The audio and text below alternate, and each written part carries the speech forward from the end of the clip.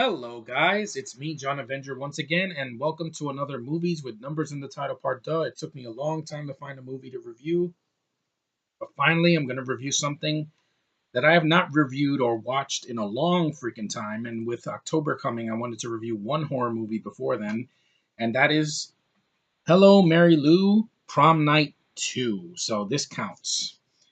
An old flame returns. Yeah, but this movie, even though it says Prom Night 2, most of this has nothing to do with the first movie. Like, you can watch this and never watch the original or the remake, and you're fine because it's a different story. This is a story. In 1957, Hamilton High School's prom queen got flambéed or flambéed. Now she's back and she's burning mad. It's been 30 years since bad girl Mary Lou Malone, Lisa Scratch. Basically, it's a Canadian film, so bear with me. Was accidentally torched by her ex-boyfriend Bill Nordham, which this is similar to Carrie, but instead of dropping blood on her, she burns to death. And her ex-boyfriend Bill Nordham was Michael Ironside. I just recently saw him in another movie called Space Hunter just before she was about to be crowned prom queen. Kind of like Carrie, like I said, the original Carrie, not that remake that came out. Bill is now Hamilton High's principal, and his son, Craig, Justin Lewis, who's a Canadian actor, is dating this year's hopeful queen, good girl, Vicky Carpenter. When Vicky finds an old dress perfect for the prom, trouble begins. Mary Lou's spirit possesses Vicky's body, and torrent of fury is unleashed on everyone in town. With or without a tiara, Mary Lou is going to make prom night hot. Yeah, basically, it takes notes from the original Carrie, and it's a body possession movie, kind of like Nightmare on Elm Street Part 2. Basically, the blonde girl, she's a nice girl, nice, clean collar, American or Canadian girl that goes, wants to go to the prom, and then she gets possessed by the spirit of Mary Lou. Is this movie scary? No, but there is some creepy imagery. There's a scene where she's on a rocking horse and the tongue comes out. It's kind of like Nightmare on Elm Street or Nightmare on Elm Street 2. There's a scene where, since she's possessed, she kisses her father on the lips, which is kind of an incestuous moment, but it doesn't last too long, so bear with me. And the film has some creepy imagery, some blood, and this image of Mary Lou before she got burnt. It's a fun movie though, but despite that, I think it's one of the better sequels of the prom night films because the third one has such a downbeat ending. I hated it, and the fourth one was just kind of like, like it had nothing to do with it. They just became slasher films. Look at what they said here, Grizzly. It's like a Brian De Palma movie for slasher films. I agree. It's a well made movie. It's directed by Bruce Pittman. I haven't heard else he's done, but he's a pretty decent director for what he did. I mean, some people aren't gonna like it because it's just basically a slasher film, but with the prom night name, because the original was about a mysterious killer that was killing people on prom night with a mask. This one's completely different. Got a fidget spinner. Yeah, just wanted to show you guys that. I know how to use it without hitting my face.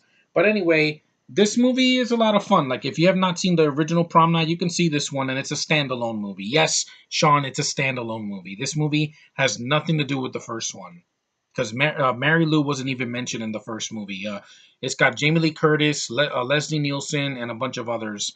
And it has nothing to do with this one. This one's a standalone.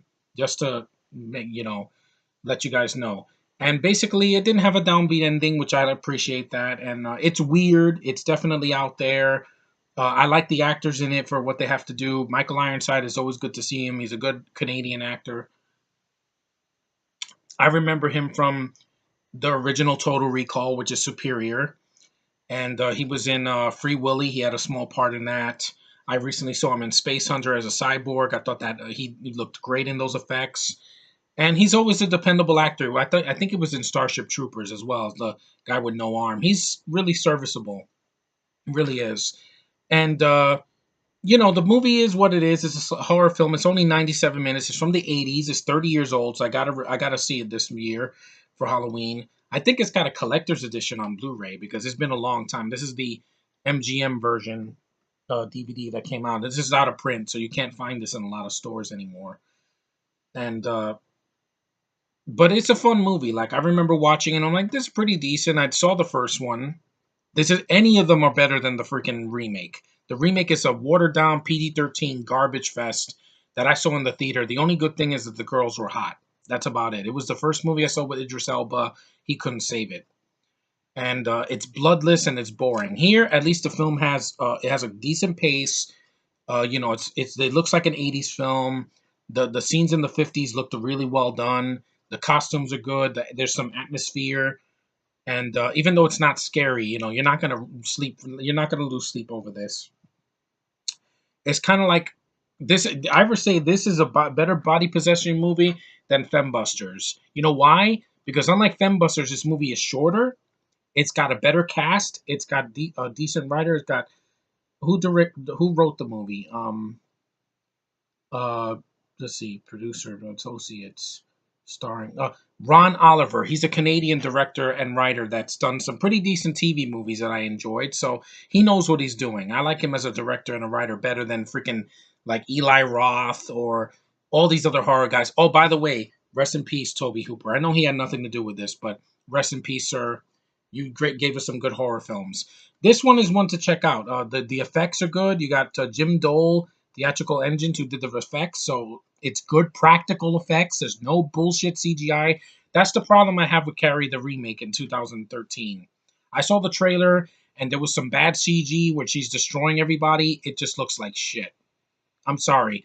I'd rather watch this movie because it's a hard R, and they don't say the girl's ugly in this movie. It's a basically a Canadian version of the original Prom Night, but without a mysterious killer. This one is the spirit of a 1950s prom queen to be takes possession of a young girl, and she becomes starts to change. She goes to a church and she like, forgive me, Father, for I am Sid, and it's cliche, but it's fun. And I'm surprised I haven't reviewed this movie yet. But hey, better late than never, and it has a number. There's the two right there because it is on prom night. It's just a prom night movie in name only. It's not has nothing to do with the first movie. It does connect to the third movie, but then after that, the fourth one is a standalone of what has again, and then you have the remake, and that's about it. They haven't made a prom night movie since 2008, but I'm fine with this one. It's decent. If you haven't seen it, you guys, I would say watch it on Halloween or during the month of October. It's definitely worth your little time, and it's not that much of an investment. It's only 97 minutes, and it goes by real quick. I remember that. And there's some weird moments, some moments that take you out of it a little bit, but there's not a downbeat ending like in the first. Not even the first one. Like the three has the worst ending because it just knocked me out, and I was like, damn it, I hated that ending. It ruined the movie for me. But this one is probably the best of the sequels, and I would say it's a recommendation because it's not so bad. But thanks, guys, for watching. Take care. I will see you in the next review. Hopefully, I could still review a few more before September. So, see you guys in the next one.